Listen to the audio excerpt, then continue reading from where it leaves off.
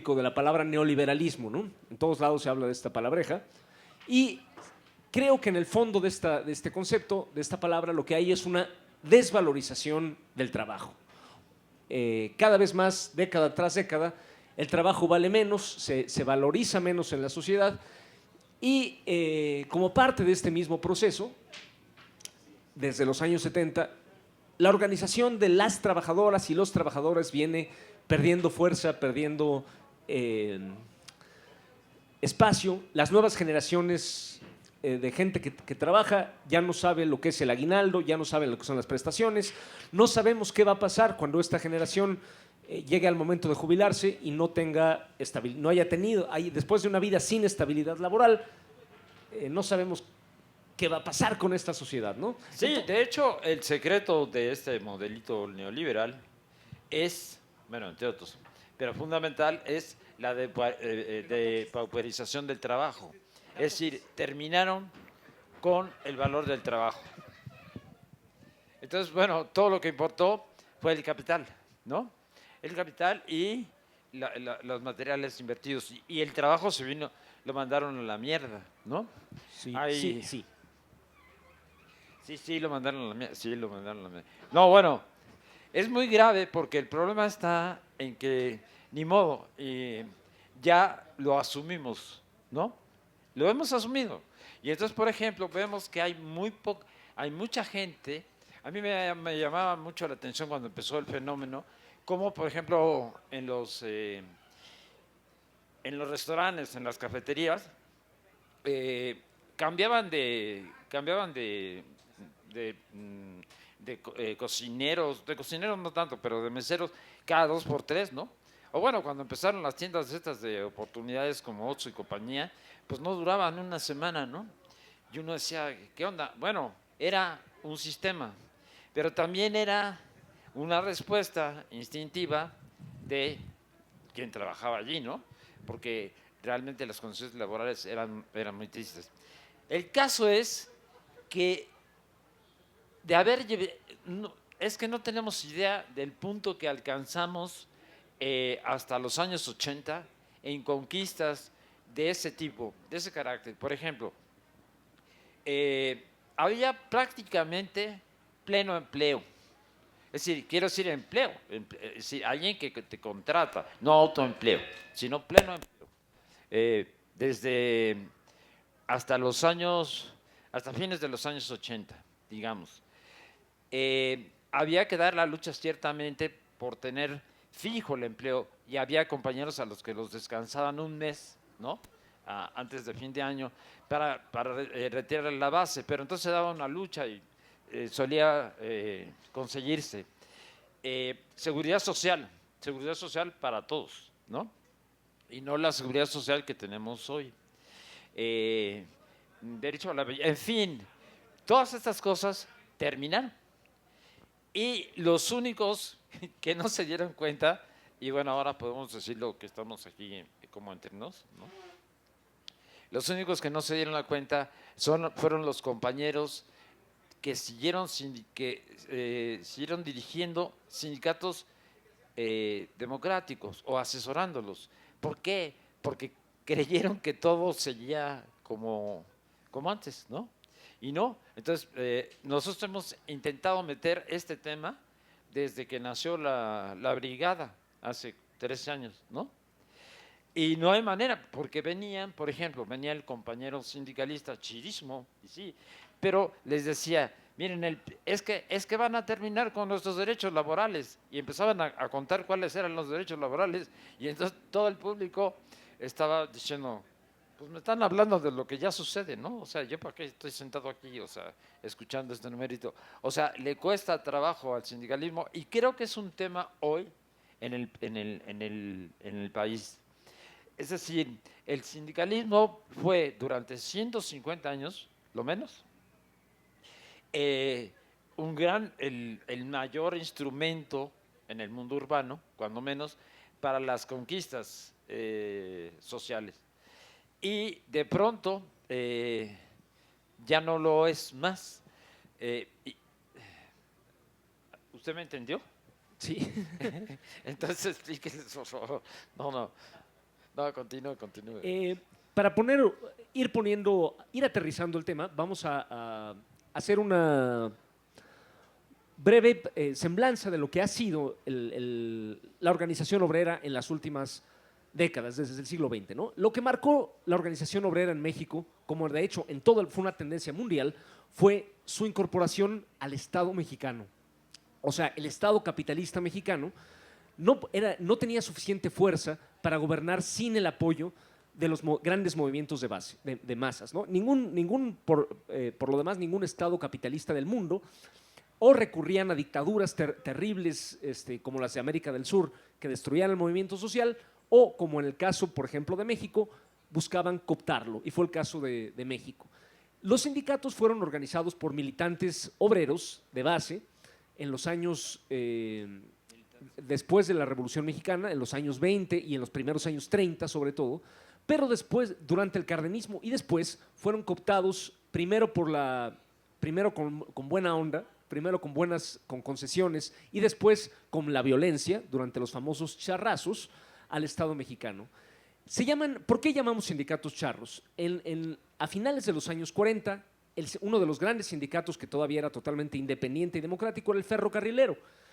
En unas elecciones sindicales de 1949, creo, 48, un líder priista, un líder afín al gobierno al que apodaban el charro, porque practicaba la charrería, con el apoyo de la policía y el ejército, ocupó las instalaciones sindicales y después los tribunales lo reconocieron como el líder oficial del sindicato ferrocarrilero.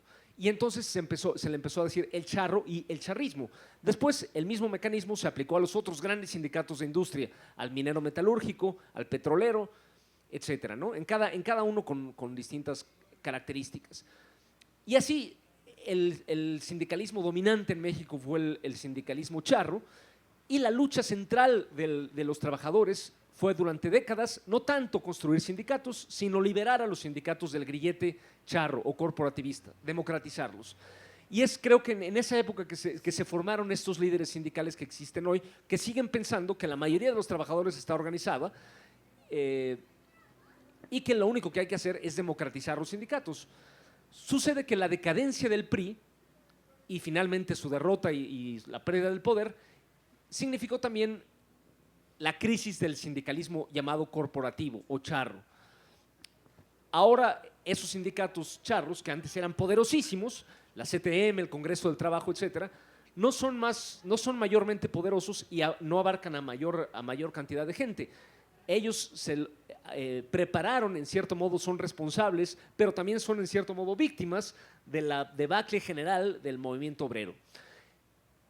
Tenemos ahora entonces que ciertos polos de resistencia, pero son polos apenas de resistencia a esta desvalorización del trabajo, ¿no? Por ejemplo, tenemos el caso quizá más visible por combativo, el de los maestros. Los maestros, el Sindicato Nacional de Trabajadores, después hacemos preguntas, va a haber tiempo para preguntas e intervenciones. El sindicato es uno de los más grandes de México y de América Latina, y sus afiliados tienen ciertos derechos de estabilidad laboral, por ejemplo.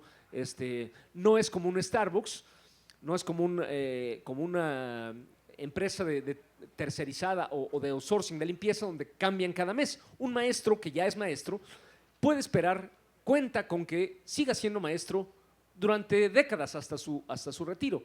Esto se quiere quitar. El sindicato de maestros ha estado dirigido por una de las peores mafias priistas, una de cuyas mejores representantes, entre comillas, o sea, peores personas, fue la maestra Elbester Gordillo, que la Choqui, ¿no? La Choqui, recurrían a la violencia contra los militantes democráticos. Por ejemplo, es responsable del asesinato de Misael Núñez, entre otros. Y en 1979 se funda una tendencia democrática opuesta a estos dirigentes, que se llama la Coordinadora de Trabajadores de la Educación, la CENTE, que hasta la fecha es uno de los sindicatos democráticos más importantes y combativos de México, ¿no? Llegaron a tener secciones democráticas, llegaron a tener el control del sindicato en estados como Oaxaca, y mucho peso en Michoacán, en Chiapas, etc. Ese es un polo. Otro polo, un sindicato que era totalmente charro, totalmente priista, era el minero metalúrgico, dominado por Napoleón Gómez Sada en los años 70, un charro tremendo, ¿no? Pero la misma dinámica de la lucha de clases, la misma dinámica de los intereses patronales, llevó a que la empresa los combatiera y a los obreros resistieran. Y usaron su propio sindicato. No construyeron uno nuevo, sino que el hijo de Napoleón Gómez Sada, Napoleón Gómez Urrutia, le tocó dirigir, pese a su formación, pese a su origen en el sindicato charro, le tocó dirigir luchas heroicas contra las grandes empresas mineras metalúrgicas, como la de Lázaro Cárdenas, Michoacán, en 2006, que costó la vida de 2 obreros y sin embargo ganó.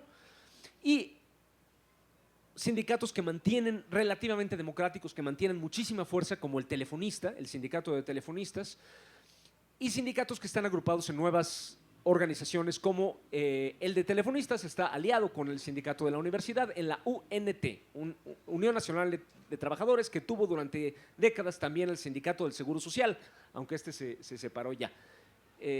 Y está también el Sindicato Mexicano de Electricistas, o existió uno, el más viejo de todos, fundado en 1914, muy combativo, relativamente democrático, que sin embargo sufrió durante el sexenio de Calderón el peor golpe de todos, ¿no? Disolvieron la compañía de Luz y Fuerza del Centro, miles de trabajadores perdieron su empleo y ahora el Sindicato Mexicano de Electricistas organiza un movimiento con un ala, por un lado quieren mejores condiciones para sus afiliados, pero por otra directamente fundaron una cooperativa de generación de electricidad para poder defenderse.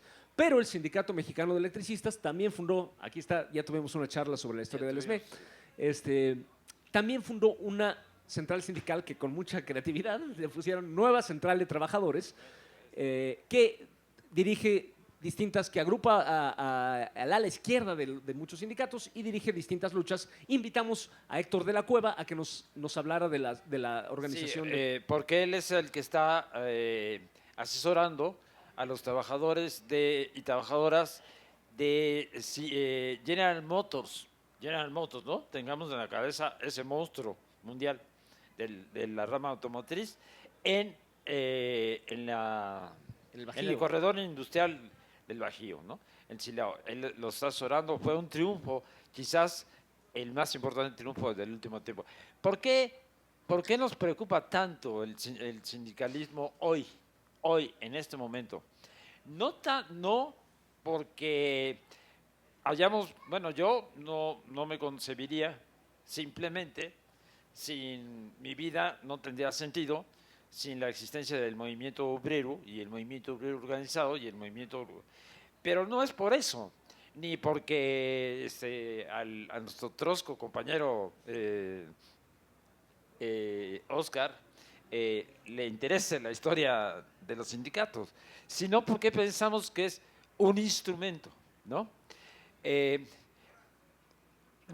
Para dimensionar, todavía hace poquito estuvieron a punto de, de hecho fueron a huelga unas horas sin suspender el servicio, Teléfonos de México, ¿sí? Sí pelaron eso porque a muchos se nos fue, Slim se quería tronar el contrato colectivo de trabajo. Contrato colectivo de trabajo, no sé, no tiene que explicar, ¿no? O sea, es para todos, es un contrato no individual, sino para todos. En ese contrato, los salarios, no puedo contarles a ustedes, no sé cómo referenciarlo ahora, ¿no? Pero les diré, a los 65 años, si son hombres, a los 65 años, si son mujeres, a los 60 años, se jubilan. Y se jubilan teniendo 30 años, ¿no? de trabajo. Se jubilan con el sueldo, con el salario completo. Eso significa, por ejemplo, yo tengo muchas amigas telefonistas, las que se jubilaron en su momento, pues llevan 10, 15 años viajando por el mundo. Pues, o sea, ¿por qué? Porque es absolutamente justo, ¿no? Se estuvieron chingando desde antes de los 20 años, ¿no? Toda su vida en trabajos realmente el trabajo, por ejemplo, de operadora en teléfonos de México era para enloquecer a cualquiera, no se los cuento, pero era para enloquecer a cualquiera. Y claro, llegan a los 65 años, ¿cómo chingados no tengo derecho? Yo ya cumplí con esta sociedad, ya di lo que tenía que dar, ¿no?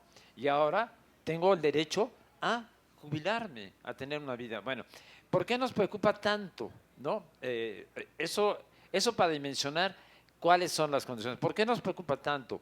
Porque estamos en la etapa de las transformaciones, de las grandes transformaciones que apenas van iniciando, ¿no? Con la cuarta transformación en esta etapa, pero que van a continuar, que necesitan profundizarse con el tiempo, creemos. Y, por ejemplo, siempre me pregunto, si la reforma eléctrica está promovida por López Obrador, está en riesgo, ¿quién sería naturalmente quien lo mejor lo defendería? Un sindicato. ¿Por qué? Porque un sindicato es una organización que se reúne semanalmente, tiene asambleas, está acostumbrada a tirarse a los madrazos a la primera provocación. Bueno, todavía vimos entre 2013 y 2017 a los trabajadores del magisterio, disidentes del magisterio, los vimos enfrentar a Peña Nieto cara a cara y hacer que parara, ¿no? Llegó un momento en que dijo, no, ahí le paramos. Después en Nochistlán, ahí le paramos. 4 años. O sea, ese nivel de fuerza y de organización y de movilización es el que estamos esperando allá en la sociedad. Lo hay, desde luego lo hay en el campo, en las muchas organizaciones que luchan por la defensa de la tierra y el territorio, ¿no? Y otros temas. Que esta crisis de organización de la clase trabajadora se manifiesta en toda una cultura generalizada de ilegalidad en favor del capital, en favor siempre de la patronal. Entonces, por ejemplo, es normal oír decir en un lugar, en un centro de trabajo donde hay una parte sindicalizada, casi cada vez más una minoría sindicalizada, y una mayoría de gente sin derechos, que esa gente sin derechos se queje y diga, estos flojos sindicalizados se van, nomás se cumple su jornada contractual. O sea, se quejan de que se cumpla la ley y dicen que es ser flojo cumplir la ley, ¿no? O con el magisterio se dice, estos flojos no quieren que haya pruebas anuales para ver si conservan sus derechos laborales o no. O sea, se quejan del derecho consagrado en la ley a la estabilidad laboral, que además no solo no es bueno por ser legal, es bueno porque es bueno. Es bueno para los trabajadores y es bueno para los que recibimos la educación en este caso. O sea, no queremos que sean baristas de Starbucks los que eduquen a nuestros hijos, queremos que sean maestros profesionales que llevan toda la vida en un puesto trabajando en ello, ¿no? Pero al capital le conviene al revés, que sean trabajadores muy inestables, ¿no? Que a los 6 meses vas para afuera y entra otro, vas para afuera y entra otro, porque así no se acumulan derechos. Y eso lo pintan como algo bueno en sí mismo, nos lo pintan como algo a todos los demás. Y como no tenemos derechos, no queremos que los demás tengan derechos. A veces casi todos vivimos de nuestro trabajo, o de nuestro trabajo anterior, pero no queremos o no nos importa que el trabajo se valorice porque no estamos organizados y no nos consideramos trabajadores, aunque vivamos de nuestro trabajo. Vamos a empezar con las preguntas. A ver, el compañero aquí y después la compañera, los comentarios, etcétera. Yo, la verdad, estaba aquí de improvisado. Estoy con Héctor de la Cueva, pero empezamos el compañero y luego la compañera aquí. Bueno, una pregunta. Yo trabajé para una persona 6 meses conduciendo su vehículo, ¿ok? Por una, ¿cómo se le puede llamar? Por una falta de pago de mis alimentos, en el momento me despide. No firmé yo con la persona ningún contrato, mas sin embargo, no me finiquitó los 6 meses de mi trabajo que le di. ¿Qué pasa con eso? ¿Dónde queda Por el hecho de no haber firmado un contrato, no tengo derecho a que me finiquite. No, sí, tiene ese usted tiempo. derecho. Son irrenunciables, los derechos laborales son irrenunciables. Y en términos individuales, claro, ahora ya no podía prestarle como hace unos años, le podía decir con toda... Pero la nueva reforma laboral eh, eh, restablece muchos de esos. Usted no puede renunciar, tenga o no, o sea, si de alguna manera demuestra simplemente, usted no tiene, no hay, ni aunque quiera, pues, ¿no? Pues, bueno, es un decir. No, usted tiene derecho a levantar, vaya a la Junta Local de Conciliación y Arbitraje, que está aquí en Arcos de Belén, creo todavía, ¿no? Ahí tienen abogados de oficio y, bueno, por lo menos pregunte, ¿no? Porque si ha habido tantos cambios, hubo una reforma laboral que hizo Peña Nieto y luego se introdujo una reforma laboral con López Obrador, pero no, esos son derechos irrenunciables, ¿no? Pero su caso ilustra muy bien cuál es el problema de la contratación individual.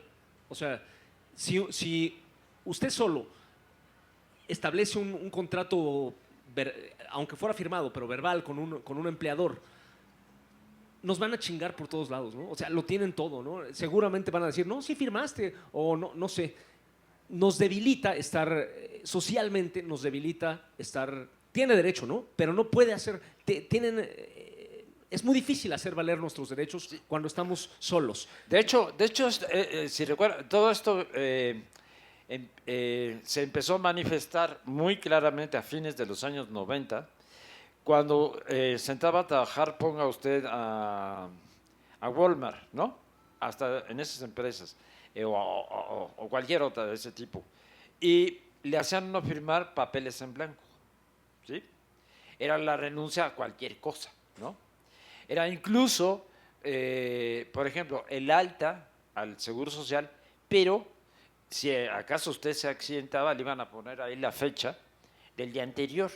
O sea, usted no iba a tener antigüedad. O sea, era la renuncia, ¿no? Con esa serie de papeles en blanco.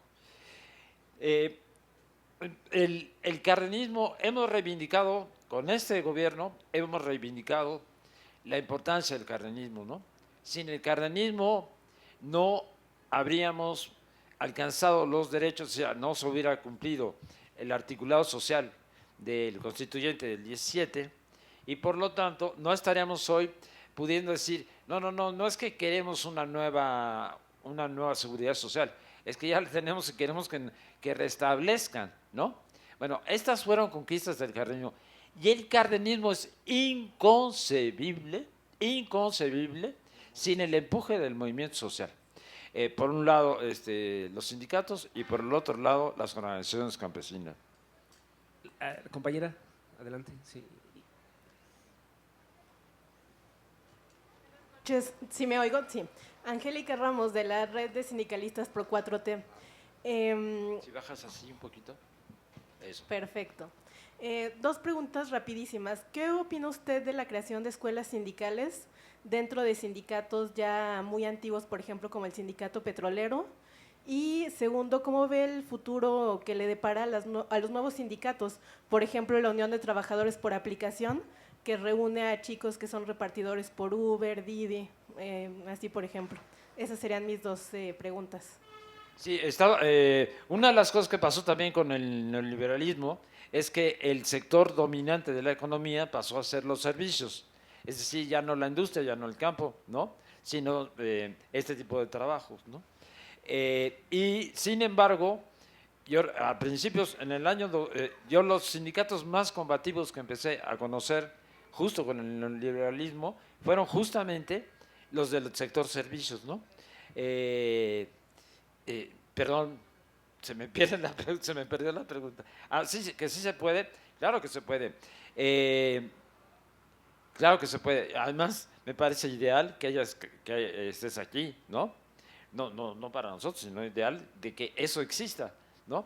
Y creo que me imagino que ustedes tienen muchísima gente que de quien echar mano, ¿no? Sí. Bueno, entonces, ¿qué es lo que... Ahora, hay un tema que está en el fondo, creo, y está creo que en el fondo de muchas de las cosas que hace, no la 4T, Porque una cosa es la 4T y otra cosa es Morena. Creo, no son exactamente lo mismo, ¿no? En uno hay un empuje social que no está organizado y el otro es un partido del cual, pues ya algunos no tenemos mucha confianza en él, aunque seguiremos votando por él. Bueno, ustedes tienen y el tema ahí, yo siempre he dicho, llevan discutiendo 20 años trabajando en capacitación, ¿no? El instituto. Y el problema es que si no hay movilización, si no hay lucha, la formación no forunfia, no amarra, pues, ¿no? Te puedes formar, como antes pasaba, por ejemplo, cuando a mí me tocó en los años 70, la corriente mayoritaria, desde luego, nos fuimos había un auge obrero, entonces nos sumamos a ese auge obrero y había también auge campesino y tal. Y en la lucha, ibas con los compañeros y tú había algunas sectas, ¿no? O sea, grupos de la izquierda que estaban por la formación, ¿no? Para la nueva sociedad dentro de 30 años, ¿no? Y estábamos los que decíamos, no, los chingados son ahorita, ¿no? Y entonces hay que movilizarse y la formación, pues ya veremos, pero sí, había que tener formación. Pero creo que lo fundamental es que si no hay movilización, no hay el aprendizaje. Y aquí podría detenerme por horas. Cuando yo en aquel tiempo pensaba todos los días, ¿no? Que la revolución había tomado el poder, como era la frase genial, ¿no? Del Mayo francés. Porque todos los días veía... La imaginación. La imaginación había tomado el poder. Porque todos los días, no es que yo veía que la revolución se estaba preparando, no. La revolución se hacía en un cierto grado todos los chingados días. ¿Por qué? Porque en el momento en que tú le cierras la planta a un patrón, de ahí las cosas no vuelven a ser nunca las mismas, ¿sí? Y así sigues avanzando. O sea, pero es que me puedo perder en ese tema porque para mí era el tema fundamental. La lucha va por delante, ¿no? Y si no, lo que hay que promover es la lucha. Antes que nada, lo que tendrían, me imagino, que hacer es promover, o sea, formar promotores, difusores de los beneficios de la organización obrera y de la organización obrera, no solo, bueno, de asalariados, sería lo primero, ¿no? ¿A qué tengo derecho? Llegar con los compañeros, ¿a qué tengo derecho? Y una vez que los compañeros y compañeras de ese lugar empiezan a movilizarse, en ese momento se les da formación. Pero lo importantísimo, es la acción, ¿no? Si no hay acción, la formación sirve pues para muy poco, creo. Es muy buena intervención de la compañera por la pregunta que plantea. No es fácil la respuesta, ¿no? Sobre las plataformas digitales, ¿no? Que son los trabajadores ahora más precarizados quizá de la sociedad, pero desde un ciclista que reparte comida hasta un chofer de Uber, que es relativamente privilegiado, enfrentan la misma situación, que es que no hay un patrón visible. Y además está organizado su sistema de manera que no se conozcan los llamados socios, que en realidad son trabajadores, los socios de Didi, los socios de Uber, que no se conozcan y estén atomizados. Aún así, a contrapelo de esta creatividad de la patronal para mantenernos divididos, se están haciendo heroicos y creativos esfuerzos de organización. Yo creo que es una responsabilidad histórica de los sindicatos que ya existen ser polos de organización de los sindicatos a construir, organizar a los no organizados. Creo que sean los trabajadores que tienen el privilegio, que en realidad es un derecho, pero ahora es un derecho que pocos tienen, de estar organizados y tener sus derechos legales, tienen que saber que van a perder esos derechos si no los extienden. ¿A quién? A los no organizados. Telmex, los del sindicato de telefonistas, a los del resto de la vasta industria telefónica digital, y así cada quien, o simplemente por proximidad, ¿no?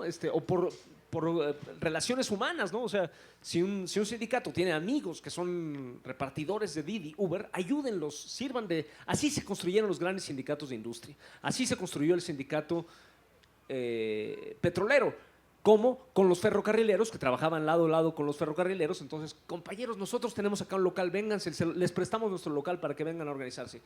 Nosotros aprendimos que a la policía se le engaña de tal manera, vénganse y aquí les explicamos. Solidaridad más allá de tu gremio es la única manera de organizar a los no organizados, porque si se les deja la iniciativa y toda la responsabilidad a los compañeros de estas plataformas tan precarias, pues hay mucha creatividad, hay mucho empuje, mucha valentía, pero es muy difícil, ¿no? Yo lo que creo es que fundamentalmente hay que crear noción de que tienen derechos y animarlos a la movilización. Y una vez que eso se produzca, entrarle. Por ejemplo, tocas el delicadísimo tema del sindicato petrolero. ¿Cómo chingado? Pues ya vimos, está bastante en chino, ¿no? ¿Por qué? Porque es un sindicato que construido en base a muchos privilegios. O sea, hemos visto, no ha habido manera, hubo repuntes, ¿no? En algún momento, a principios de los 2000, de oposición, pero no consolidan. Entre otras cosas, creo que porque también es un sindicato en que en términos individuales los compañeros y compañeras están muy privilegiados. Entonces, bueno, dices, ok, a lo mejor no se trata de los gasolineros, pero resulta que hay otro montón de cosas, ¿no?, que organizar sindicalmente. Por ejemplo, el cordón que va de Querétaro a Silao, ahí son maquilas, de hecho son maquilas, ¿no?, del sector industrial. Ahí hay un pequeño problema. Cuesta trabajo que se organicen porque las condiciones de trabajo son tan malas, tan malas, que a lo más que puedes aspirar es a que sean, bueno, son pésimas, y puedes aspirar a que sean menos malas. Y eso está canijo, porque yo para qué me quedo aquí, ¿no? Esa es una pregunta. Porque la depauperación del trabajo ha sido brutal.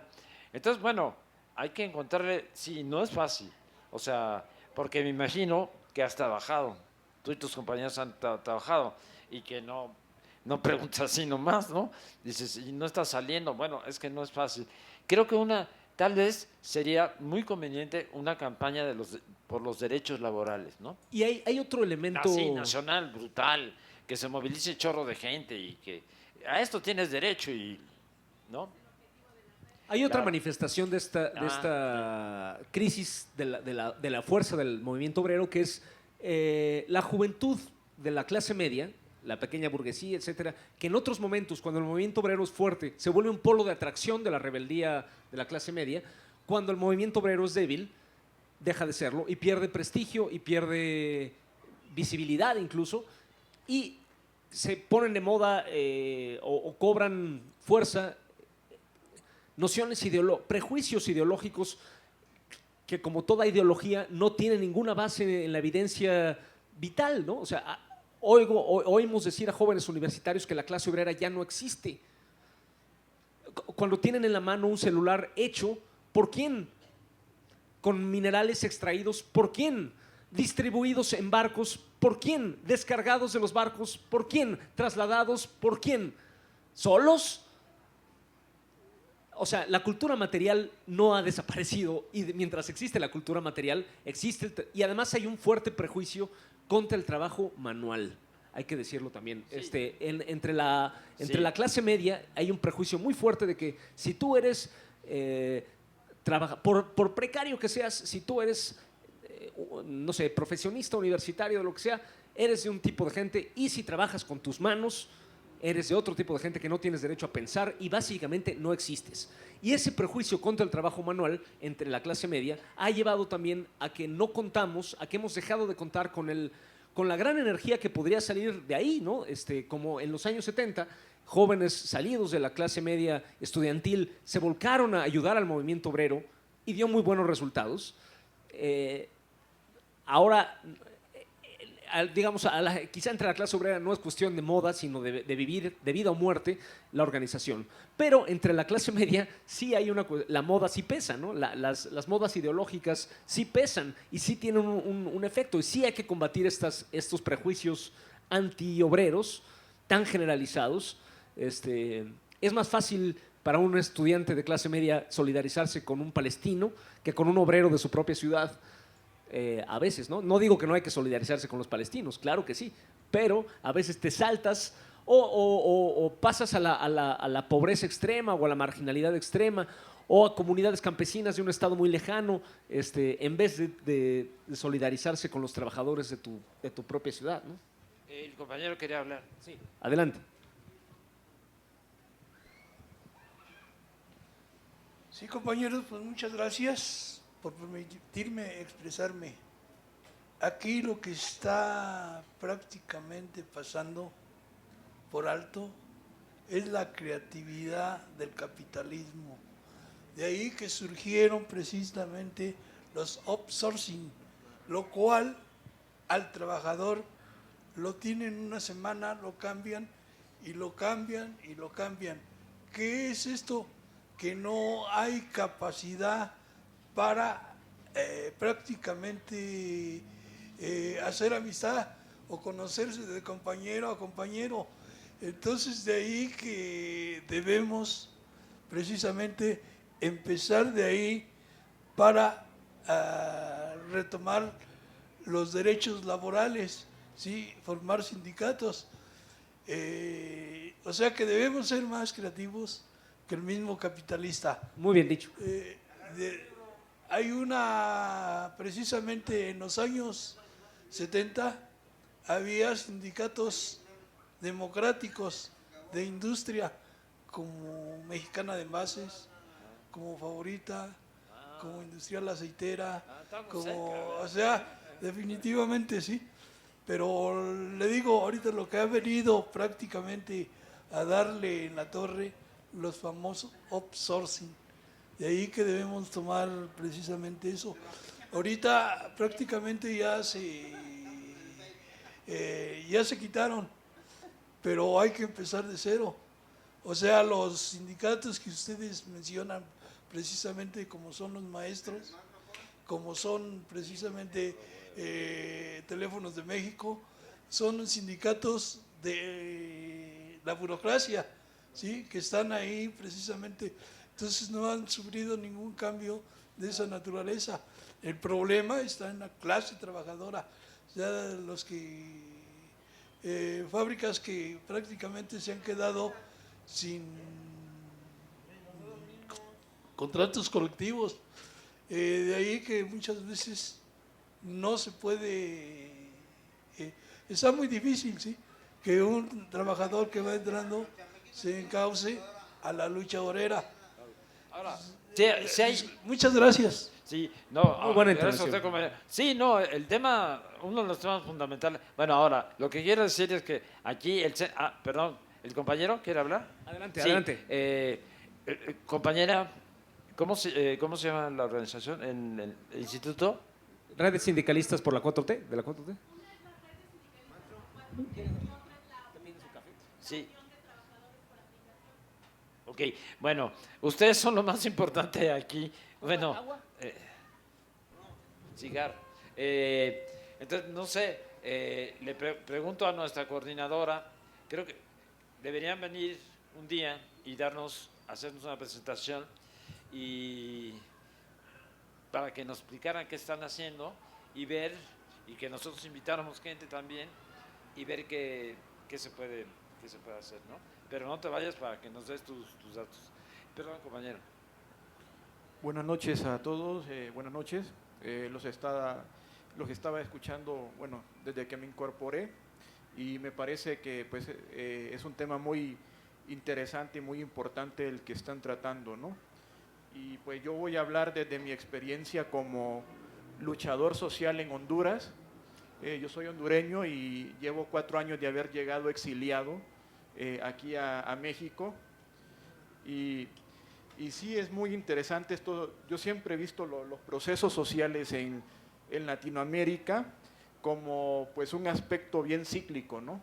Cómo se van, por una parte logramos avanzar, dar un paso hacia adelante y luego de forma repentina pues damos retrocesos, ¿no? Recuerdo que antes del 2009 en Honduras, del golpe de Estado al presidente Zelaya, pues prácticamente teníamos una sociedad indiferente, apática y hasta en cierto letargo, ¿no? Esta forma de gobierno instituido republicana, liberal en nuestros países, pues prácticamente nos ha acostumbrado que la forma de hacer política solamente es, bueno, aquí en México cada 6 años ir a elecciones, ¿no? De ahí el resto del tiempo, pues prácticamente ser solamente observadores y no ser sujetos políticos, ¿no?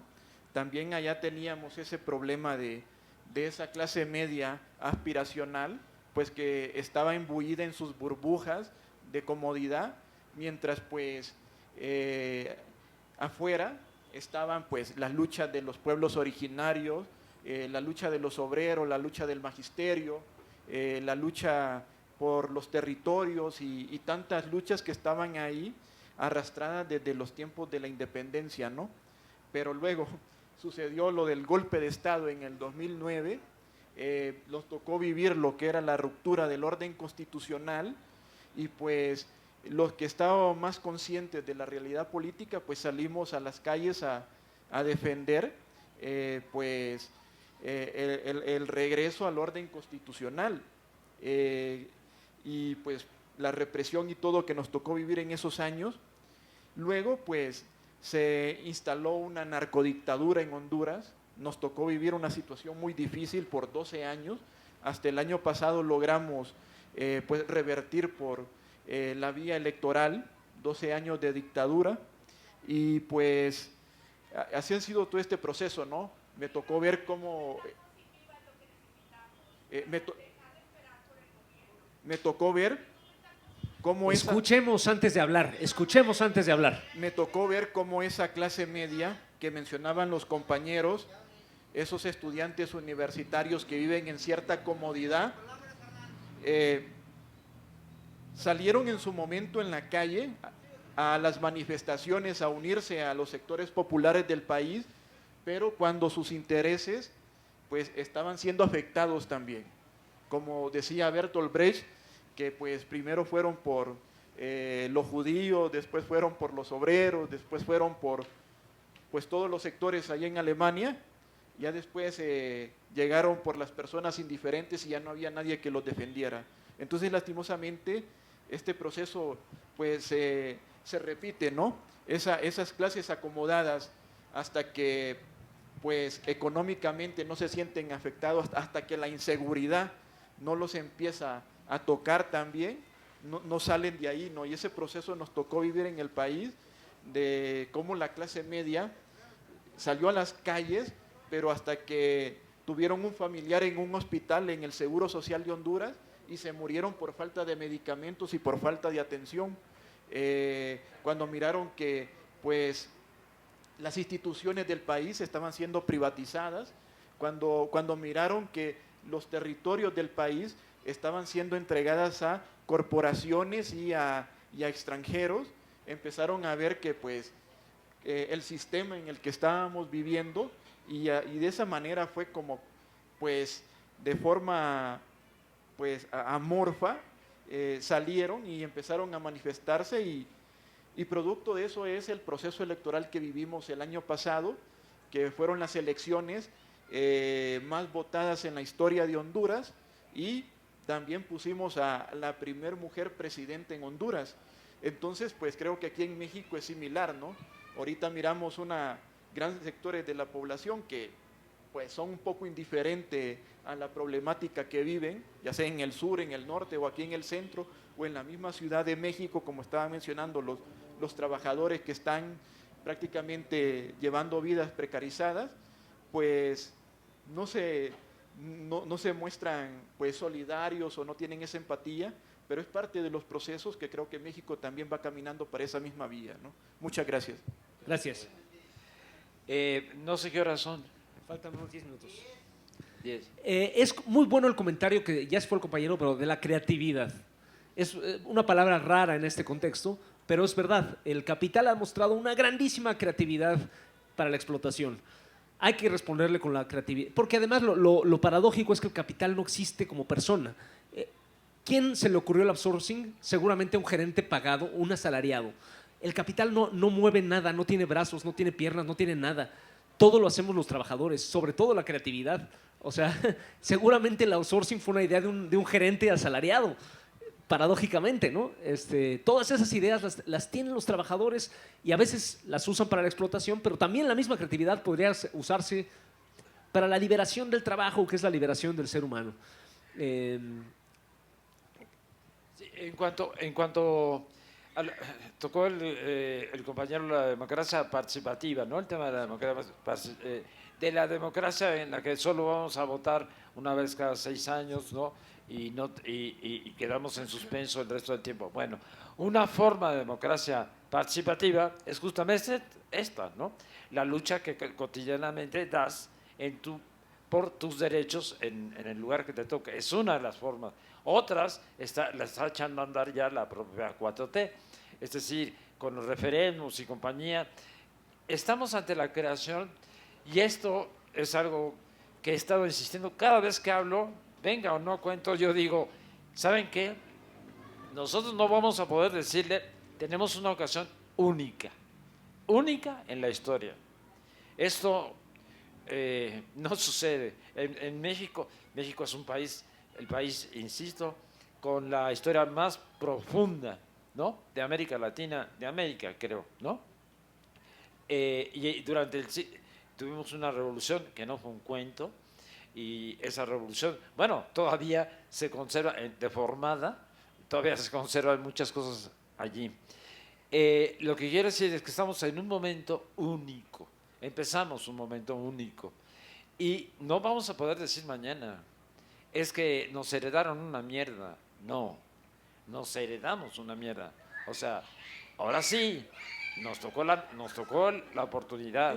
El que no asuma su responsabilidad, no se queje mañana y acepte que vengan a decirle sus hijos, ¿no? Y sus nietos, oye, mi cabrón y cabrona, ¿qué onda, no? Ahí tuviste tu tiempo, aquí está nuestro tiempo. Vamos a regalarles un folletito, un libro, que se llama Sobre el sindicalismo y la digitalización, de Israel Quiñones, producido por la Brigada Paralela Libertad junto con el STUNAM y el Sindicato de Telefonistas, o sea, con la UNT. Sí. Es del compañero, del secretario de prensa del Sindicato de Teléfonos de México. Que justo toca este tema, ¿no? De la digitalización, que hay que a veces escuchar a estos sectores que ellos tienen mucha experiencia de lucha y conquistas, y a veces parece que se hablan a sí mismos y no, el resto de la sociedad no los escuchamos tanto como deberíamos, ¿no? Sí, bueno, hay que empezar a darle fin, pero está aquí nuestra coordinadora, Paloma Saiz. No, perdón, no, vea, porque digo, eres coordinadora, lo siento, Paloma, en ese lugar, en esa asociación civil llamada Brigada Paralela Libertad, tú eres la coordinadora. No quiere decir que eres la coordinadora. Bueno, no explico más. No, la cuestión es la siguiente, compañera. La compañera representa a la red. La red sindicalista Paloma, Pro 4T. Red sindicalista Pro 4T, ¿no? Entonces, estoy pensando, la brigada hace a veces cursos, ¿sí? Cursos presenciales que a su vez son que se transmiten también virtualmente. Bueno, que la compañera, platiquemos con la compañera y veamos la posibilidad de a lo mejor hacer, yo por eso peleé a ti, porque yo no me quiero aventar ningún, yo digo, bueno, y lo tienen que aceptar los otros 11, ¿no? Ya democráticamente Vela anunció públicamente. No, yo no dije nada. No. Cuando ya siendo expresidente le preguntaron a Lázaro Cárdenas qué consejo podía dar, qué hacía falta, y dijo 3 cosas: organización, organización y organización. Y en cierto modo es verdad, aunque se dice más fácil de lo que se hace. La organización está muy de la mano, por un lado con la lucha, pero en ausencia de luchas, en momentos de reflujo o en momentos de estancamiento sindical, que es normal que se den en momentos de crisis económica como la que sufre el mundo, a lo mejor sí es bueno aprovechar estos momentos antes de que estallen las luchas, que van a estallar, inevitablemente van a estallar. Entonces, aprovechar estos momentos para formar cuadros, para formar activistas, líderes, porque las direcciones no se improvisan. Ya tenemos aquí, creo que los ponentes para la próxima conferencia. Entonces, ya vamos terminando esta mesa. Les pedimos, al terminar la siguiente mesa, les vamos a pasar a quien haya tenido un libro. Una charola. No una charola, no. Una tablita para que anoten su nombre. Allá atrás la tienen. Para registrar, ¿no? Mientras la empezamos entrada la al próxima mesa. Jorge Belarmino Fernández, pido un gran aplauso para Sí, él. Grandísimo, grandísimo.